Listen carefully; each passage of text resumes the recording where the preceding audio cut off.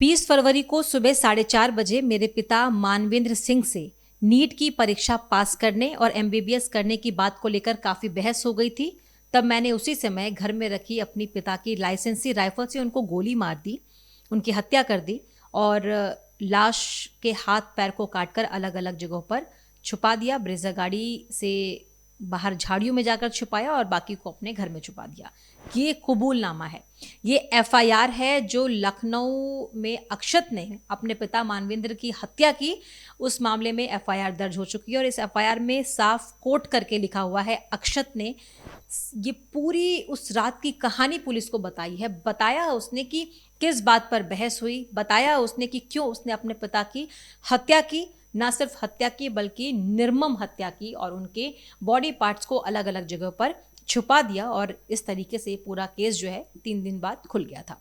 अब इस पूरे केस में एफआईआर दर्ज हो चुकी है और अक्षत ने इस एफआईआर के हिसाब से अपना जुर्म कबूल लिया है और एक एक बात डिटेल में पुलिस को बताई है। और फिलहाल पुलिस इस पूरे मामले में अभी अक्षत की बहन से बातचीत कर रही है, पूछताछ कर रही है और ये जानने की कोशिश कर रही है कि उस रात और क्या क्या हुआ था जो अक्षत अभी भी छिपा रहा है। उस रात उसकी बहन कहाँ पर थी, वो अगर उस कमरे में थी तो बाद में उसने किसी को ये बात क्यों नहीं बताई, क्या उसे डराया धमकाया गया था, तमाम चीज़ें पुलिस पूछताछ में जानने की कोशिश कर रही है। बात अब आज की कहानी पर। ये ब्लू ड्रम कभी मेरठ में, कभी लखनऊ में और कभी अलग अलग जगहों से सामने आता रहता है और अलग अलग हत्या की वारदातें सामने आती हैं। लेकिन एक ऐसा ही कांड हुआ था 2021 में बिहार के मुजफ्फरपुर में एक पत्नी ने अपने प्रेमी के साथ मिलकर अपने पति की हत्या कर दी थी। राकेश सहनी ये पति का नाम था, राधा देवी पत्नी का नाम था और जो इस पूरे हत्याकांड में राधा का साथ देने वाला उसका प्रेमी था वो था सुभाष शर्मा राकेश सहनी का बिजनेस पार्टनर था। दोनों साथ में काम किया करते थे। क्योंकि ये कुछ अवैध काम भी करते थे तो इसीलिए राकेश सहनी, बिहार में शराबबंदी है और वो शराब की तस्करी और इस तरह के काम में शामिल था। तो राकेश सहनी जो है वो अलग अलग जगहों पर काम करता था और छुप छुप कर रहता था। ऐसे में उसका बिजनेस पार्टनर सुभाष अक्सर उसकी पत्नी का ख्याल रखता था, देखभाल करता था और धीरे धीरे उन दोनों के बीच नज़दीकियाँ बढ़ती गई। नज़दीकियाँ बढ़ी, दोनों के बीच प्यार हो गया और वो दोनों रिलेशनशिप में आ गए। अब ये बात धीरे धीरे घर परिवार के साथ साथ आसपास के मोहल्ले वालों को भी पता चलने लगी और ऐसे में इन दोनों ने ये प्लान बनाया कि अब वो अपने पति की हत्या कर देगी। इसमें उसका साथ देगा उसके पति का बिजनेस पार्टनर और उसका प्रेमी, और साथ ही इस पूरे हत्याकांड में इस महिला की बहन, उसके जीजा, सब ने साथ दिया और इन सब ने मिलकर राकेश सहनी की हत्या कर दी। लाश को छुपाने के लिए या लाश को ख़त्म करने के लिए, उसको जलाने के लिए, निशान मिटाने के लिए इन लोगों ने लाश के टुकड़े टुकड़े किए और उसको एक ब्लू ड्रम में भर दिया। अब पुलिस को कहीं ये बात पता ना चल जाए, ये मामला खुल ना जाए, अगर बदबू बाहर आ गई तो आसपास के लोगों को अगर पता चल गया तो वो पुलिस को बता देंगे।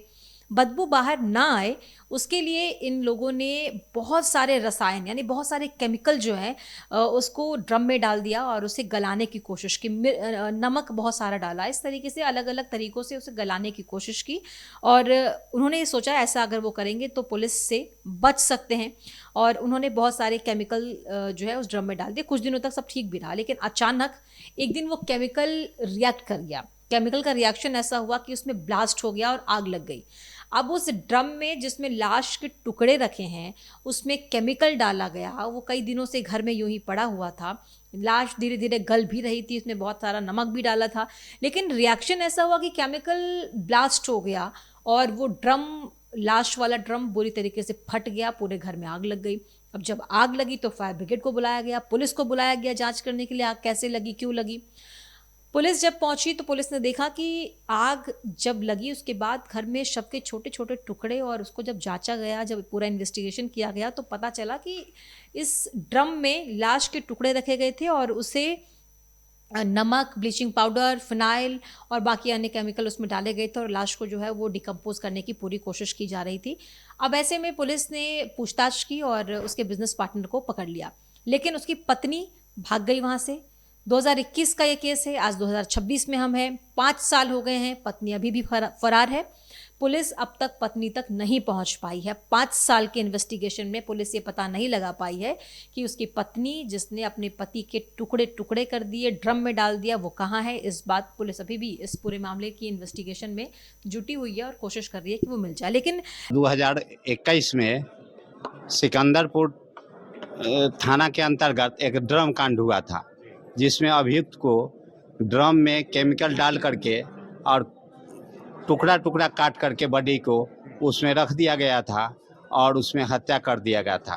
मृतक के पत्नी से साजिश रच करके अभियुक्त सुभाष कुमार हत्या किया था। इसमें जो बिजनेस पार्टनर था सुभाष शर्मा, उसको आज कोर्ट ने उम्र कैद की सज़ा सुनाई है। 50,000 रुपये उस पर जुर्माना भी लगाया गया है और पत्नी अभी भी फरार है। साथ ही इस पूरे मामले में बाकी जो आरोपी हैं उन पर भी अभी केस चल रहा है। इस पूरे मामले में सिर्फ एक फैसला अभी जज ने सुनाया है, वो ये कि जिस पत्नी ने अपने पति की हत्या की उसी के बिजनेस पार्टनर के साथ मिलकर, यानी कि उसका नाम राजेश, उसे सुभाष शर्मा के कत्ल के आरोप में कोर्ट ने आज उम्र कैद की सजा सुनाई है। माननीय न्यायालय प्रभात कृष्णा के कोर्ट से अभियुक्त सुभाष कुमार को आजीवन कारावास और साथ साथ 50,000 का अर्थदंड जुर्माना के साथ कारावास हुआ है। अभियुक्त इसमें 5 अभियुक्त थे, जिनमें अन्य अभियुक्तों के खिलाफ अभी वर्तमान में अभी तक अनुसंधान जारी है। और इस पूरे हत्याकांड की मुख्य आरोपी मास्टरमाइंड पत्नी अभी भी पुलिस की गिरफ्त से बाहर है और पुलिस की लाख कोशिशों के बावजूद भी अभी तक उस तक पुलिस नहीं पहुंच पाई है। तो कई सारे ड्रम वाले कांड और ड्रम वाले केसेस आप देख ही रहे हैं, लेकिन ये 2021 का वो केस था जिस पर आज फैसला आया है और अभी हाल ही में एक ड्रम वाला केस आप देख ही रहे हैं। तो आपको याद दिला दिया कि 21 का ये केस अब तक भी सॉल्व नहीं हो पाया। हालांकि लखनऊ वाला केस सॉल्व हो गया है लगभग, क्योंकि अक्षत ने खुद अपना गुनाह कबूल कर लिया है।